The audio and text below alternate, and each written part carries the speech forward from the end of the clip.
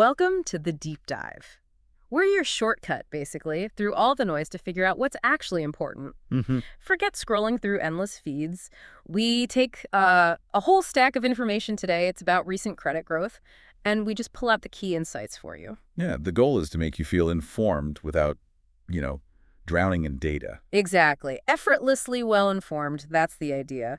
So today's mission: unpack these latest economic trends. We're looking at borrowing patterns across different sectors. And we've got some pretty fresh numbers. Yeah. Data running from February 2024, then jumping through September, December. Right up to February 2025. So a full year's worth, plus some points in between. It lets us see the trends, the shifts. It's like a financial X-ray, really.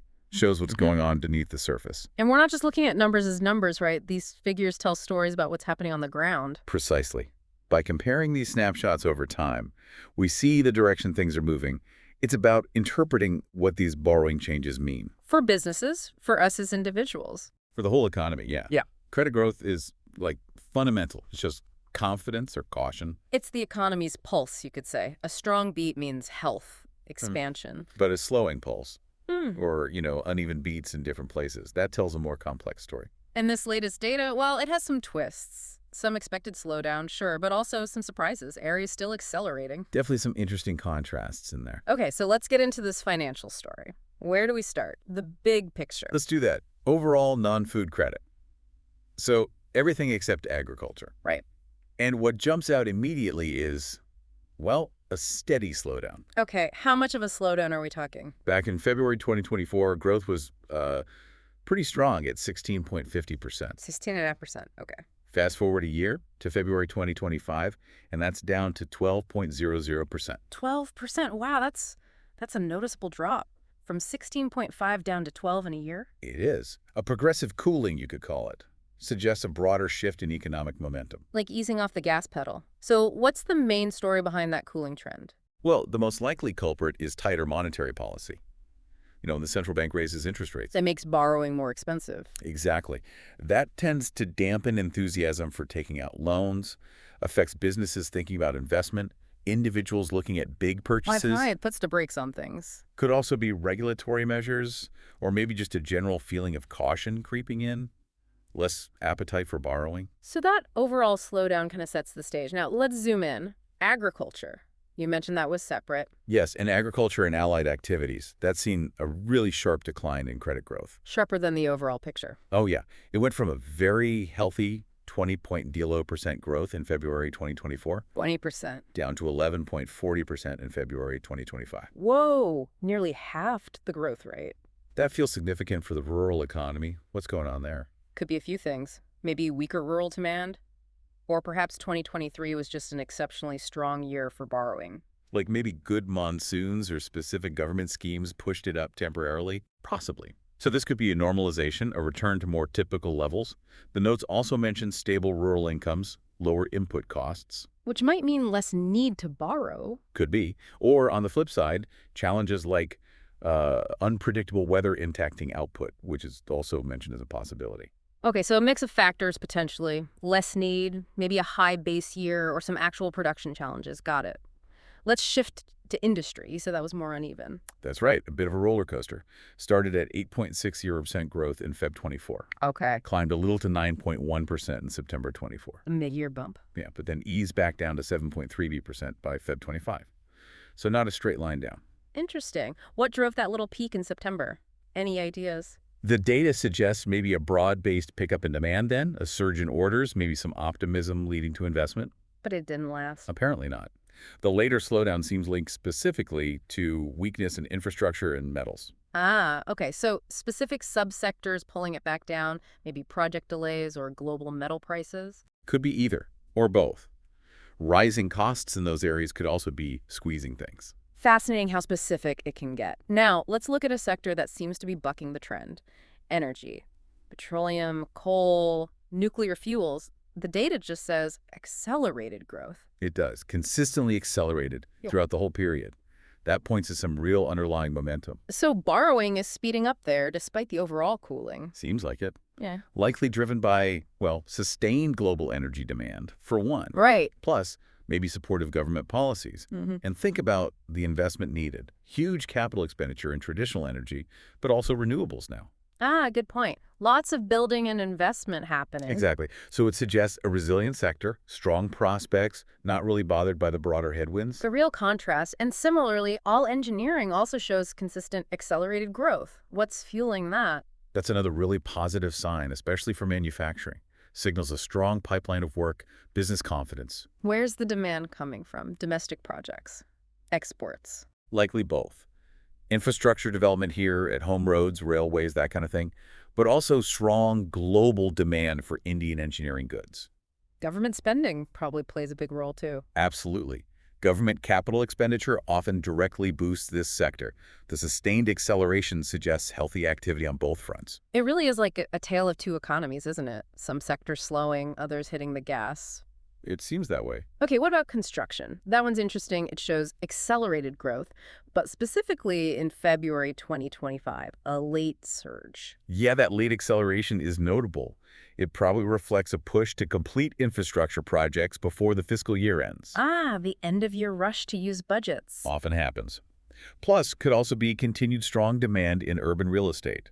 The notes point to government capex and real estate activity driving that Fed 25 number. So construction finished the period strong, even if other areas softened. Seems so. Healthy activity on the ground there, at least at that point.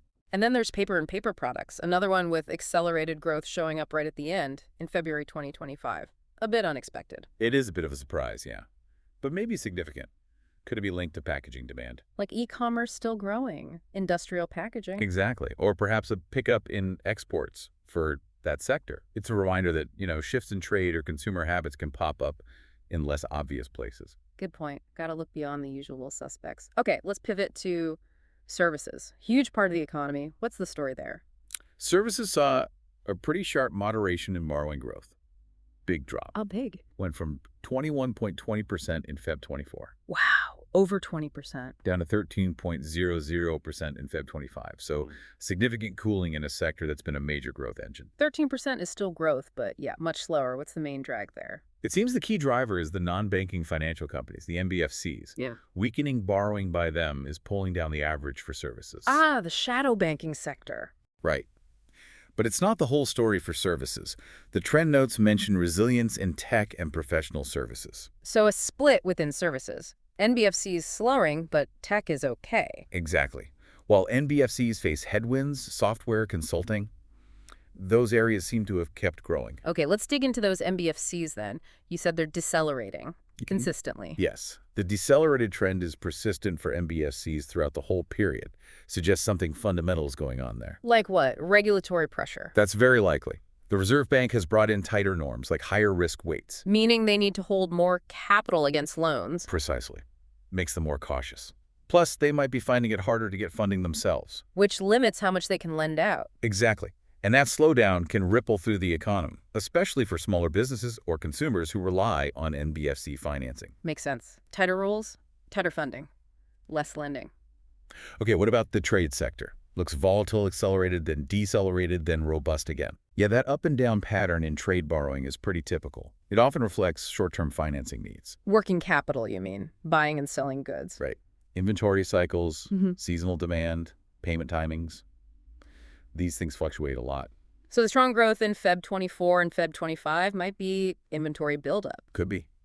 Anticipating busy seasons. And the dip in December 24.